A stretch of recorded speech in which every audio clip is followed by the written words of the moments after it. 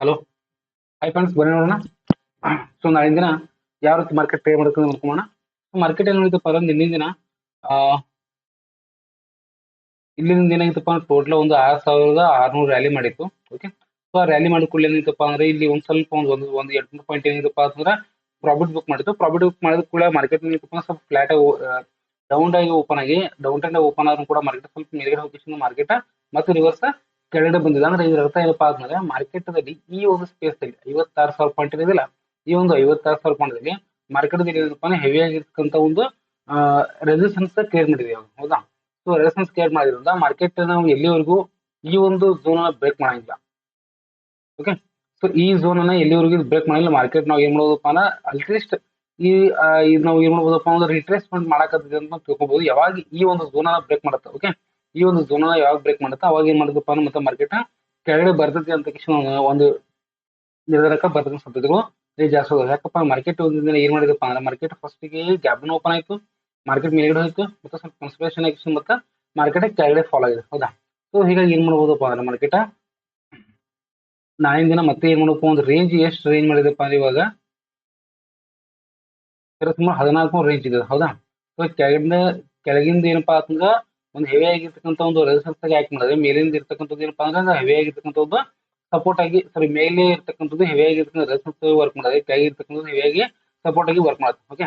So ಹೀಗಾಗಿ ಏನ್ ಮಾಡ್ರಪ್ಪ ಅಂದ್ರೆ ನಾಳಿನ ದಿನ ತುಂಬಾನೇ ಇಂಪಾರ್ಟೆಂಟ್ ಆಗಿರ್ತಕ್ಕಂಥ ಝೋನ್ ಇರಪ್ಪ ಈ ಒಂದು ಝೋನ್. ಓಕೆ. ಈ ಝೋನ್ ಯಾಕಪ್ಪ ಅಂದ್ರೆ ಫಸ್ಟ್ ಗೆ ಸಪೋರ್ಟ್ ಇತ್ತು, ಇಲ್ಲಿ ಫಸ್ಟ್ ಗೆ ರೆಸಿಸ್ಟೆನ್ಸ್ ಇತ್ತು, ಇಲ್ಲಿ ಸಪೋರ್ಟ್ ಆಯ್ತು, ಇದು ಸಪೋರ್ಟ್ ಬ್ರೇಕ್ ಮಾಡಿತ್ತು, ಮತ್ತೆ ಇಲ್ಲಿ ರೆಸಿಸ್ಟೆನ್ಸ್ ಆಗಿದೆ. ಅಂದ್ರೆ ಏನಪ್ಪಾ ಅಂದ್ರೆ ಇಲ್ಲಿ ಸಪೋರ್ಟ್ ಇದ್ದು ರೆಸಿಸ್ಟೆನ್ಸ್ ಮತ್ತು ರೆಸಿಸ್ಟೆನ್ಸ್ ಇದ್ದು ಸಪೋರ್ಟ್ ಈ ರೀತಿಯಾಗಿರ್ತಕ್ಕಂಥ ಒಂದು ಟಿಪ್ ಝೋನ್ ಆಗಿರೋದ್ರಿಂದ ಮಾರ್ಕೆಟ್ ದಲ್ಲಿ ಏನಾಗ್ತಪ್ಪ ಮೇಲ್ಗಡೆ ಹೋಗಿ ಮತ್ತೆ ಕೆಳಗಡೆ ಬರ್ತಕ್ಕಂಥ ಸಾಧ್ಯತೆಗಳು ಇಲ್ಲಿ ಜಾಸ್ತಿ ಇದಾವೆ. ಓಕೆ. ಸೊ ನಾಳಿನ ದಿನ ಎಲ್ಲೆಲ್ಲಿ ಮಾಡಬೇಕು ಟ್ರೇಡ್ ಅಂತಕ್ಕಂಥದ್ದು ಸ್ವಲ್ಪ ನೋಡ್ಕೊಂಡ್ಬಂದ್ರೆ ಒಂದ್ ಸ್ವಲ್ಪ ಒಂದು 50 ಮಿನಿಟ್ಸ್ ಟೈಮ್ ನೋಡ್ಕೊಂಡ್ಬರ್ತೀವಿ.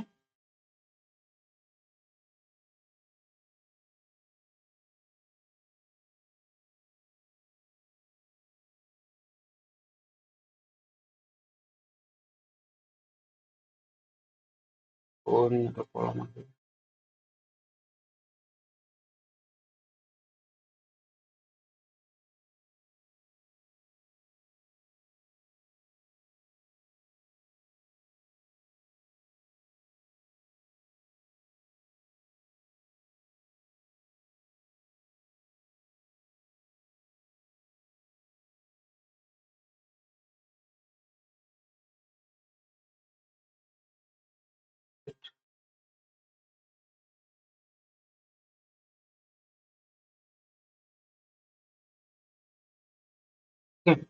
ಸರಿ ನೋಡ್ರಿ, ಒಂದು ಇವಾಗ 50 ಮಿನಿಟ್ಸ್ ಟೈಮ್ ನೋಡ್ಕೊಂಡ್ರೆ ಮಾರ್ಕೆಟ್ ಏನಾಗಿದ್ದಪ್ಪ ಅಂದ್ರೆ ಇವಾಗ ಒಂದು ಹೆಡ್ ಅಂಡ್ ಶೋಲ್ಡರ್ ಪ್ಯಾಟರ್ನ್ ಮಾಡಿದೆ. ಹೌದಾ? ಒಂದು ಹೆಡ್ ಅಂಡ್ ಶೋಲ್ಡರ್ ಪ್ಯಾಟರ್ನ್ ಮಾಡಿದೆ ಅಂತ ಹೇಳ್ಬೋದು. ಒಂದು 50 ಮಿನಿಟ್ಸ್ ಟೈಮ್ ನೋಡ್ಕೊಂಡ್ರೆ ಇಲ್ಲಿ ನೋಡಿ, ಈ 50 minutes time head and shoulder ಏನಿದೆಲ್ಲ ನೋಡ್ರಿ, ಫಸ್ಟ್ ಏನಪ್ಪಾ ಅಂದ್ರೆ ಇದು ಶೋಲ್ಡರ್, ಇದು ಹೆಡ್. ಓಕೆ. ಆಮೇಲೆ ಇದು ಶೋಲ್ಡರ್ ಅಂತ ನಾವು ಡಿಸೈಡ್ ಮಾಡಬಹುದು. ಇಲ್ಲಿ ಏನಾಗ್ತದಪ್ಪ ಅಂದ್ರೆ ಮಾರ್ಕೆಟ್ ದಲ್ಲಿ ಈ ಒಂದೇನು ಝೋನ್ ಇದೆ ನೆಕ್ಲೈನ್, ಈ ಒಂದು ಝೋನ್ ನಾವು ಏನ್ ಮಾಡಬಹುದಪ್ಪ ಅನ್ನೋ ನಾವು ಇವಾಗ ನೆಕ್ಲೈನ್ ಅಂತ ಹೇಳಿ ನಾವು ಒಂದು ಕನ್ಸಿಡರ್ ಮಾಡಿದ್ರೆ, ಓಕೆ, ನಾಳಿನ ದಿನ ಮಾರ್ಕೆಟ್ ಏನಾದ್ರು ಈ ನೆಕ್ಲೈನ್ ಅನ್ನ ಮಾರ್ಕೆಟ್ ಬ್ರೇಕ್ ಮಾಡ್ತಪ್ಪ ಅಂದ್ರೆ, ಓಕೆ, ಬ್ರೇಕ್ ಮಾಡ್ತಂದ್ರೆ ಕೆಳಗಿನ ಸೈಡ್ ಫಸ್ಟ್ ನಮ್ಮ ಟಾರ್ಗೆಟ್ ಯಾವ್ದು ಇರುತ್ತಪ್ಪ ಅಂತ ಈ ಒಂದು ಟಾರ್ಗೆಟ್ ನಮ್ಗೆ ಫಸ್ಟ್ ಬರುತ್ತೆ 54,900. ಇದು ಫಸ್ಟ್ ಆಗಿ ಬರುತ್ತೆ. ನೆಕ್ಸ್ಟ್ ಟಾರ್ಗೆಟ್ ಯಾವ್ದು ಬರುತ್ತಪ್ಪ ಅಂತಂದ್ರೆ ಇದು ಬರುತ್ತೆ 54,700. ಈ ಎರಡು ಟಾರ್ಗೆಟ್ ಏನಾಗ್ತಪ್ಪ ನಮ್ಗೆ ಕೆಳಗಡೆ ಬರ್ತಕ್ಕಂಥ ಸಾಧ್ಯತೆಗಳು ಇಲ್ಲಿ ಜಾಸ್ತಿ ಇದಾವೆ. ಒಂದು ಏನಾದ್ರು ಕನ್ಸೋಲೇಷನ್ ಆಗಿ, ಓಕೆ, ಕನ್ಸೋಲೇಷನ್ ಆಗಿ ಮಾರ್ಕೆಟ್ ಮೇಲಿನ ಸೈಡ್ ಬ್ರೇಕ್ ಮಾಡಿದ್ರೆ 55,400. ಓಕೆ, 55,400 ಮೇಲಿನ ಸೈಡ್ ಏನಾದ್ರು ಮಾರ್ಕೆಟ್ ಬ್ರೇಕ್ ಮಾಡ್ತಪ್ಪ ಅಂದ್ರೆ ಫಸ್ಟ್ ನಮ್ಮ ಟಾರ್ಗೆಟ್ ಇದು ಒಂದು ರೀಚ್ ಆಗುತ್ತೆ 55,600. ಓಕೆ, 55,600 ಏನಾದ್ರು ರೀಚ್ ಆಯ್ತಪ್ಪ ಅಂದ್ರೆ ಮತ್ತೆ ಮಾರ್ಕೆಟ್ ಏನಾಗ್ತಪ್ಪ ಅಂದ್ರೆ ಸ್ವಲ್ಪ ಈ ಒಂದು ಸ್ಪೇಸ್ ಅಲ್ಲಿ ಡೈರೆಕ್ಟ್ ಆಗಿ ನೀವು ಬೈ ಮಾಡ್ಲಕ್ ಹೋಗ್ಬಿಟ್ರಿ. ಯಾವಾಗ ಇದು ಇಲ್ಲಿ ಒಂದು ಸ್ಪೇಸ್ ಅಲ್ಲಿ ಕನ್ಸೋಲೇಷನ್ ಆಗಿ ಬ್ರೇಕ್ ಮಾಡತ್ತಲ್ಲ ಅವಾಗ ನೀವು ತಗೊಳ್ಳಿ. ಯಾಕಪ್ಪ ಅಂದ್ರೆ ಅವಾಗ ನೀವು ತಗೊಳ್ರಪ್ಪ ಅಂದ್ರೆ ಇಲ್ಲಿ ಏನಾಗುತ್ತೆ, ಇಲ್ಲಿ ಮೇಲ್ಗಡೆ ಇರತಕ್ಕಂಥದ್ದು ಎಸ್ ಎಲ್ ಎಲ್ಲ ಹಿಟ್ ಆದಪ್ಪ ಅಂದ್ರೆ ಅವಾಗ ಮಾರ್ಕೆಟ್ ಜಾಸ್ತಿಯಾಗಿ ಮೂವ್ಮೆಂಟ್ ಆಗುತ್ತೆ ಸಾಧ್ಯತೆಗಳು ಜಾಸ್ತಿಯಾಗಿ ಮೂವ್ಮೆಂಟ್ ಆಯ್ತಪ್ಪ ಅಂದ್ರೆ ಫಸ್ಟ್ ನಮ್ಮ ಟಾರ್ಗೆಟ್ ಯಾವ್ದು ಬರ್ತಪ್ಪ ಅಂದ್ರೆ 55,800. ನಾ ಹೇಳ್ತಾ ಇರೋದು ಮೇಲಿನ ಸೈಡ್. ಓಕೆ, ಕೆಳಗಿನ ಸೈಡ್ ಅಂತ ನಮಗೆ ಹೇಳಿದಪ್ಪ ಇಲ್ಲಿ ಏನಾದ್ರು ಮಾರ್ಕೆಟ್ ಕನ್ಸೋಲೇಷನ್ ಆಗಿ ಬ್ರೇಕ್ ಮಾಡ್ತಪ್ಪ ಅಂದ್ರೆ ಫಸ್ಟ್ ಟಾರ್ಗೆಟ್ ನಮ್ಗೆ ಇದು ಇರುತ್ತೆ 55,900. ಆಮೇಲೆ ಇದನ್ನು ಏನಾದ್ರು ಬ್ರೇಕ್ ಮಾಡ್ತಪ್ಪ ಅಂತಂದ್ರೆ ಮಾರ್ಕೆಟ್ ನೆಕ್ಸ್ಟ್ 54,700 ತನಕನೂ ನಮ್ಗೆ ನೆಕ್ಸ್ಟ್ ಟಾರ್ಗೆಟ್ ನೋಡ್ತಕ್ಕಂಥ ಸಾಧ್ಯತೆಗಳು ಇಲ್ಲಿ ಜಾಸ್ತಿ ಇದೆ. ಓಕೆ, ಯಾಕಪ್ಪ ಅಂದ್ರೆ ಮಾರ್ಕೆಟ್ ಈ ರೀತಿ ಹೆಡ್ ಅಂಡ್ ಶೋಲ್ಡರ್ ಪ್ಯಾಟರ್ನ್ ಮಾಡಿರೋದ್ರಿಂದ ಮಾರ್ಕೆಟ್ ನೆಕ್ಲೈನ್ ಬ್ರೇಕ್ ಮಾಡ್ತಿದ್ದಾರೆ. ಓಕೆ, ನೆಕ್ಲೈನ್ ಬ್ರೇಕ್ ಮಾಡಿದ್ರೆ ಡೈರೆಕ್ಟ್ ಆಗಿ ನೆಕ್ಲೈನ್ ಇದು head and shoulder pattern fail ಮಾಡ್ತಪ್ಪ ಅಂದ್ರೆ ಮತ್ತೆ ನಮ್ಮ ಟಾರ್ಗೆಟ್ ಎಲ್ಲಿ ಸಿಗ್ತಪ್ಪ ಅಂದ್ರೆ 55,600 ಬ್ರೇಕ್ ಮಾಡ್ತಪ್ಪ ಅಂದ್ರೆ ನಮ್ಗೆ ನೆಕ್ಸ್ಟ್ ಟಾರ್ಗೆಟ್ 50,800 ಮತ್ತು 56,000 ಕೂಡ ಮಾರ್ಕೆಟ್ ನಮ್ಗೆ ಒಂದು ಟಾರ್ಗೆಟ್ ನ ನೋಡ್ತಕ್ಕಂಥ ಸಾಧ್ಯತೆಗಳು ಇಲ್ಲಿ ಜಾಸ್ತಿ ಇರ್ತವೆ. ಓಕೆ, ಸೊ ಅದೇ ರೀತಿಯಾಗಿ ನಾವು ನಿಫ್ಟಿ ನೋಡ್ಕೊಂಡ್ರೆ ನಿಫ್ಟಿ ನೋಡ್ರಿ. ಓಕೆ, ಮಾರ್ಕೆಟ್ ಏನಾಗಿತ್ತಪ್ಪ ಅಂದ್ರೆ ಮಾರ್ಕೆಟ್ ನಿನ್ನಿಂದ ಏನಾಗಿತ್ತಪ್ಪ ಅಂದ್ರೆ ಮಾರ್ಕೆಟ್ ಮೇಲ್ಗಡೆ ಓಪನ್ ಆಗಿತ್ತು, ಮೇಲ್ಗಡೆ ಓಪನ್ ಆಗಿ ಕೆಳಗಡೆ ಬಂತು, ಕೆಳಗಡೆ ಬಂದು ಮತ್ತೆ ಮಾರ್ಕೆಟ್ ಮೇಲ್ಗಡೆ ಹೋಗಿತ್ತು. ಓಕೆ, ನಾ ಏನ್ ಹೇಳ್ತಪ್ಪ ಡಿಸ್ಕಷನ್ ಅಂದ್ರೆ ಏನಾದ್ರು ಹೈ ಮಾರ್ಕೆಟ್ ಬ್ರೇಕ್ ಮಾಡ್ತಪ್ಪ ಅಂದ್ರೆ ಮಾರ್ಕೆಟ್ ಮತ್ತೆ ಮೇಲಿನ ಸೈಡ್ ಹೋಗುತ್ತೆ. ಎಲ್ಲಿವರೆಗೂ ಹೋಗ್ಬೋದಪ್ಪ ಅಂದ್ರೆ 24,600 ತನಕನೂ ಅಥವಾ 24,800 ತನಕ ಹೋಗ್ಬೋದು ಅಂತ ಹೇಳಿ.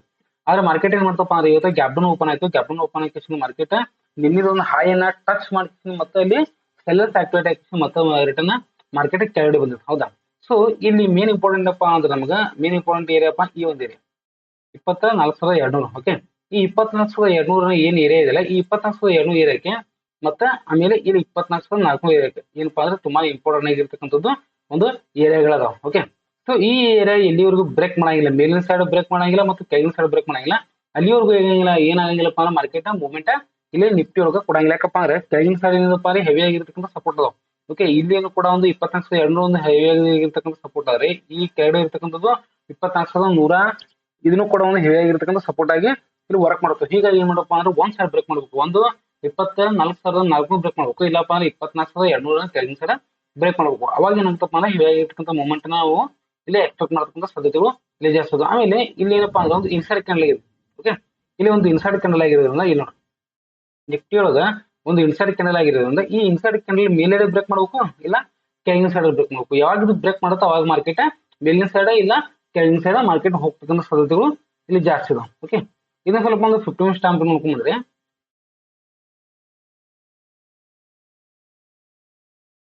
ಇಲ್ಲ ನೋಡಿ,